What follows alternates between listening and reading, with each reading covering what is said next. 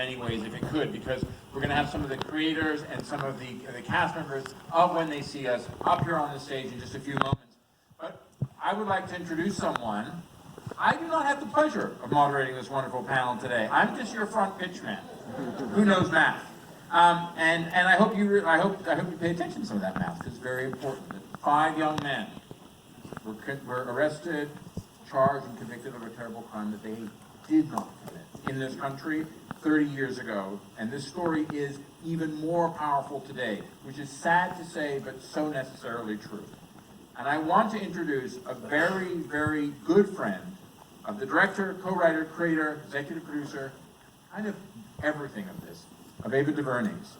This is a gentleman that she met in 2014, without trying to name drop too much, in the White House, when she had a little film called Selma that had come out, and there was a reception for it that was held by a very, very wonderful man who we so sadly miss, called President Barack Obama. These two people became very, very close friends. And ladies and gentlemen, I would like to introduce to you your moderator for this evening. And I generally say at Deadline, we don't say the word Star Wars during any time, but ladies and gentlemen, Mr. J.J. Abrams.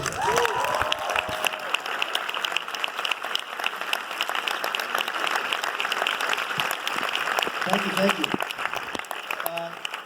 So we are here tonight to discuss the limited series, When They See Us. But of course, limited is not quite the word I think of when I think of this extraordinary work.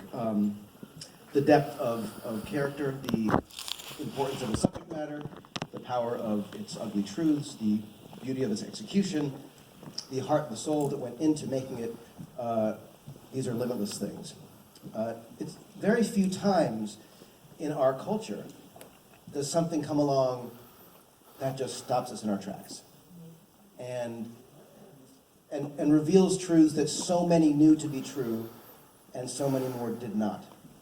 And this incredible series that Ava, some of the people you're going to meet tonight, and of course so many more, have put together, weirdly kind of feels inevitable in this impossible way. I mean, the pain of it, the anguish, the agony of it, and yet the way it was made, you cannot look away. And that is an act of remarkable filmmaking tightrope walkery that just blows my mind and breaks my heart. And so anyway, it's an honor to be here to talk about this series. After watching all 4 parts, I was gut punched like everyone. I had no words. And yet here I am in a position to say words and to talk to people and ask questions. All of them seem so trite, and this is, I know, an Emmy conversation, but this is much more than that, this piece. And I just feel honored to be here, so I want to thank you for coming, thank you for having me, and I'd like to introduce some of the extraordinary people who worked on this. First, the composer, Mr. Chris Bowers.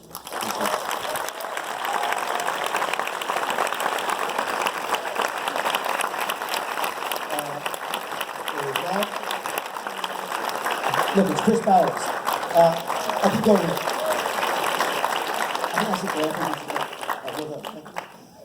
Hi. This will take 40 minutes, just introducing myself. I'll do it quickly. The actress who played Miss Linda McCrae, Marcia Stephanie Blake, is here.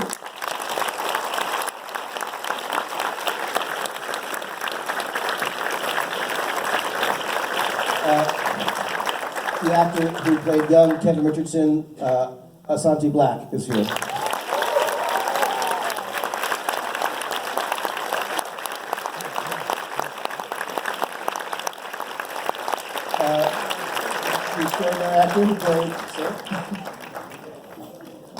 The actor who played Corey Wise, both young and old, Gerald Jerome, is here.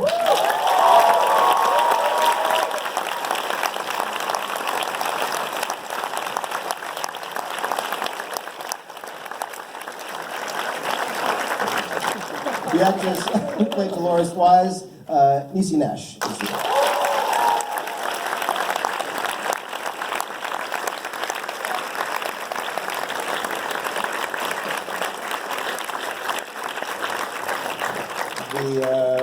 The actress who played Sharon Salam, Anjanou Ellis.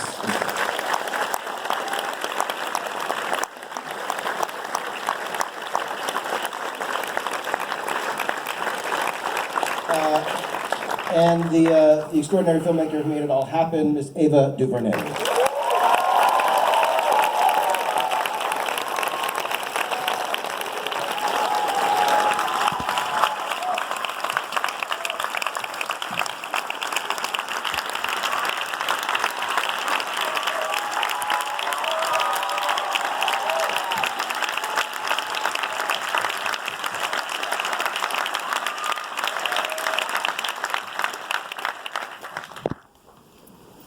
All right, well, that's all the time we got.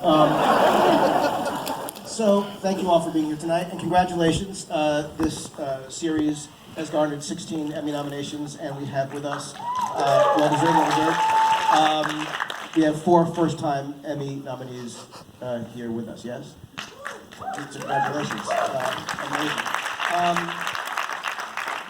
I honestly don't know quite where to start except to ask you, what I want to say is how, and just like sit back and listen for hours. I guess my first question is, what was the thing that made you know this was the thing to do next?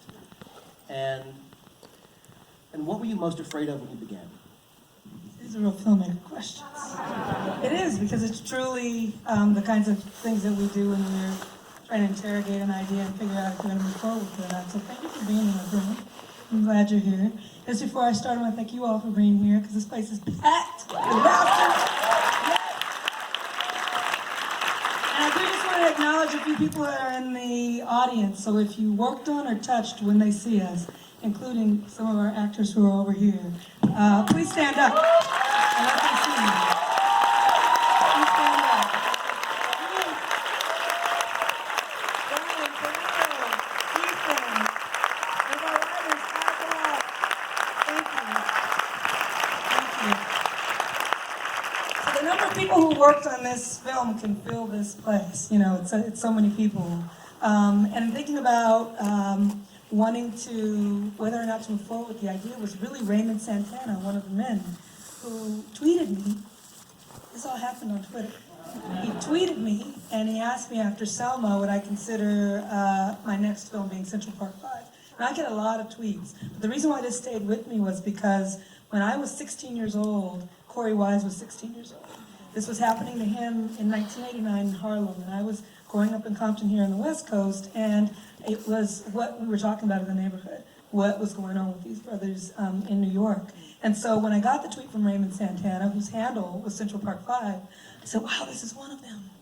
And we started to communicate, and when I met him and then met all of the men, there was no way that I couldn't do it. It was their stories, their faces, their families, their memories, their legacy that really just called me to make sure that it was uplifted and made into a film that we could all understand. And how much have you kept in contact with the Exonerated Five? Like, what's that been like since? Okay, we have an epic Twitter chain that goes back maybe 4 years now. And then I have individual ones with each of them. And so it's funny. Well, we talk every day. We text every day, and I usually talk with them about once a week. I talk to Corey a little bit more than that. I talk to Raymond a little bit more than that. I'm the closest to the two of them. But we all talk. I talk to Antron about once a week. They just became part of my family. They're my friends now. And when I called them to tell them about the Emmys, none of them knew about it. It was like an hour later. And they're in the time zone, they're on the East Coast, in Atlanta and New York, and I called them and I was like, so? Right?